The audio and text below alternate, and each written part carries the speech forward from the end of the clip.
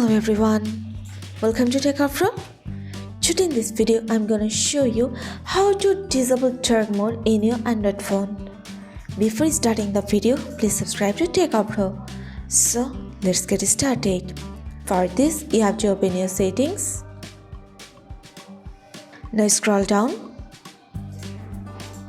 Go to shortcuts and accessibility. Scroll down. Press on accessibility. Here you can see the option of color and motion. Click on this.